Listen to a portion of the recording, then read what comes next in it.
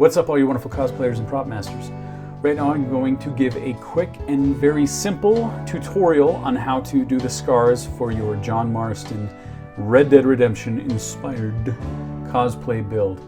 So I could go into liquid latex or foam latex and things like that in order to make scars that are nicely built up. Even wax, you can build up scars. You can do anything, obviously, in this regard. However, I'm going to do a really simple approach that still looks good, which is going to consist of two of these bend nye pencils. One of them is the color Brandy LP26, and the other is dark brown EP5. Those are going to be the bulk of this, and then I have a small just brush here which I will use to blend and feather. So without further ado, here we go.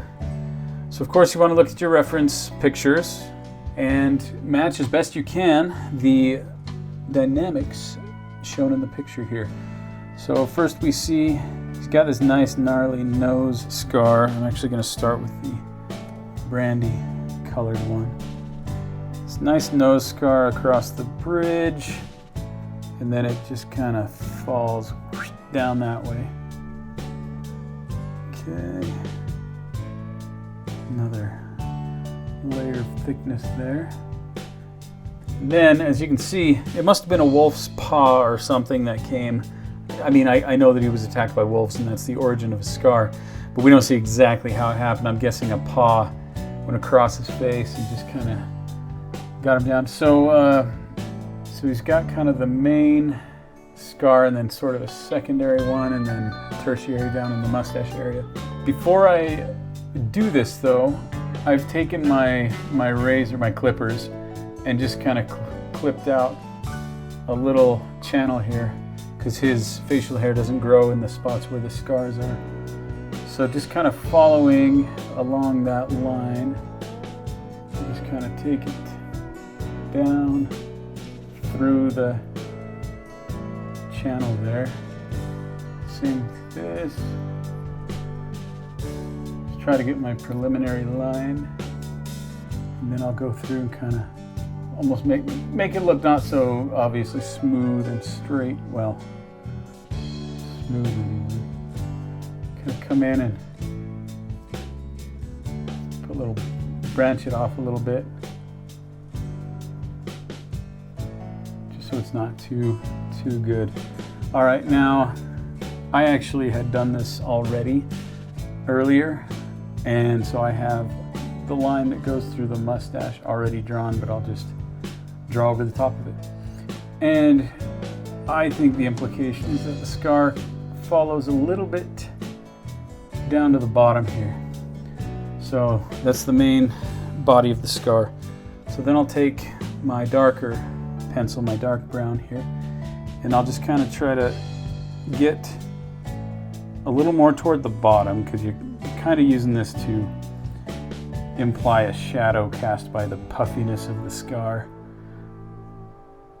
So I'll go through and just kind of follow the bottom of the original line here.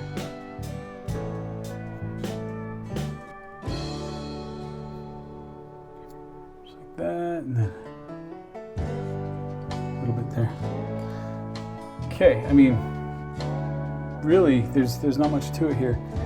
Then I'll take my brush and starting just kind of in the middle, as best I can, I'll try to blend the dark brown just so it doesn't look like it was intentionally penciled on. And it also kind of blends the red, softens it or smooths it out anyway. Just nice and easy.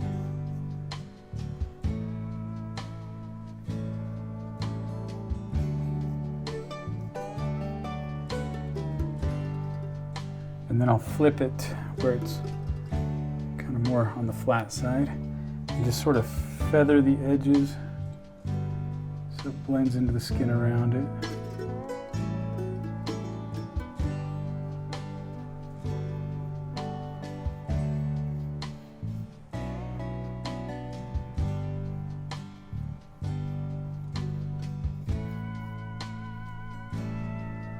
Okay, and then for the sake of like detailing, grab a little bit of toilet paper or cotton swab, whatever you've got, and I'll just go kind of sharpen up the some of the edges here.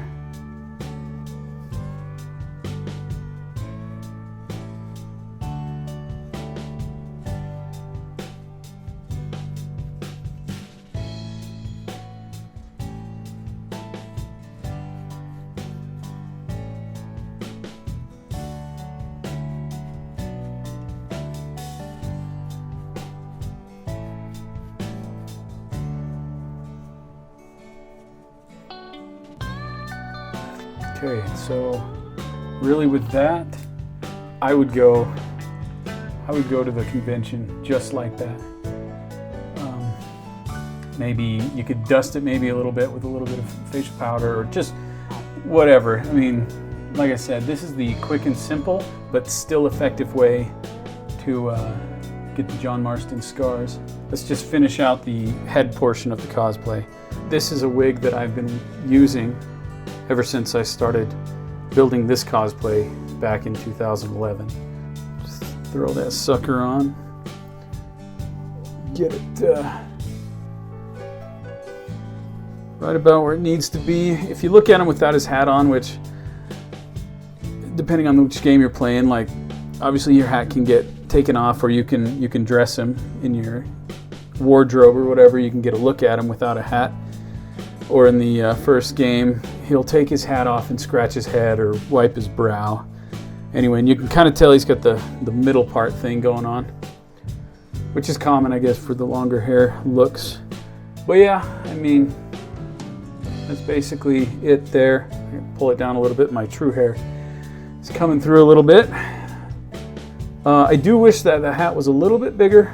When I bought it, I wasn't considering the extra room I would need to accommodate the wig, but it's no big deal. This is the new version of the hat, which I have done.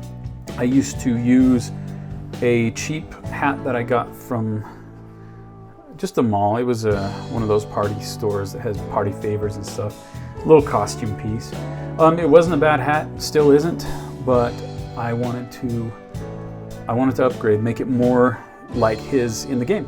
So the more I've played Red Dead 2 and 1, I've realized his hat is just kind of it's just kind of more rounded. It doesn't have the point like my other hat did. This belt is EVA foam, and you're gonna see just how much I have included EVA foam in the whole build, the overall build. But anyway, a strip of EVA foam, and these little pieces now, I've used 3 different things at this point. The very first iteration of this costume, I had these little metal oblong rings that were just about perfect. They looked a lot like the ones in the game. And then when Red Dead 2 came out, obviously they did sort of an adjustment on his character, his appearance. And so the rings that he has are just circular. They're just little perfect circles. They're not very thick. And you see, the second iteration of my hat, they were O-rings, rubber O-rings that I sort of stretched out, and I wired them into a real strip of leather. That was a fun nightmare. Anyway, this time around, implementing my new 3D design and 3D printing technologies and knowledge, I guess, that I'm gaining throughout this, I decided I wanted a piece that was bold, that sort of encompassed both games. So on the outer ring, it is, I mean, it's not quite a circle, not a true circle, but the inner ring, it's quite oblong, which sort of calls back to the original game. So it's sort of a blend of the two. And then the feather is, it was just a white feather with a little bit of light brown in it. I wanted it to look like the feather on his hat in the game, so I got picky and I used a Sharpie marker to color it the way his is colored. It's kind of blacker up on the top, and they're supposed to be eagle feathers, and of course I can't order actual eagle feathers. They do make imitation ones out of turkey feathers, but it's no big deal, right? It's a freaking feather. So I got this feather, I got the Sharpie, I drew the dots and freaking Bob's Your Uncle. Then this detail is part of the second game, not the original, where the two pieces of leather overlap and then they're just tied together with a leather lace. So anyway, like I said, wish the hat was bigger, but it will be okay. So then here's the next part of the game.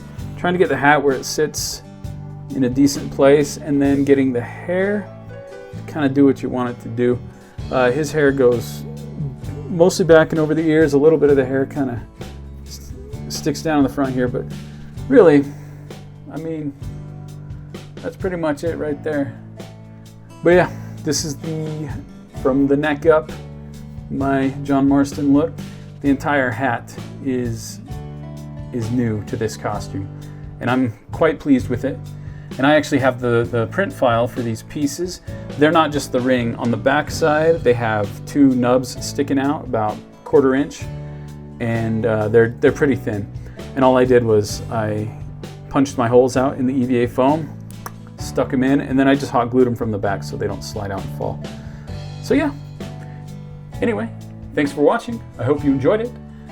Be good to each other out there, and as always, be inspired.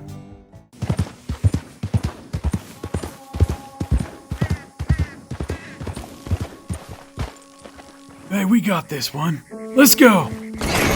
Ooh. Ow. Oh. Real funny.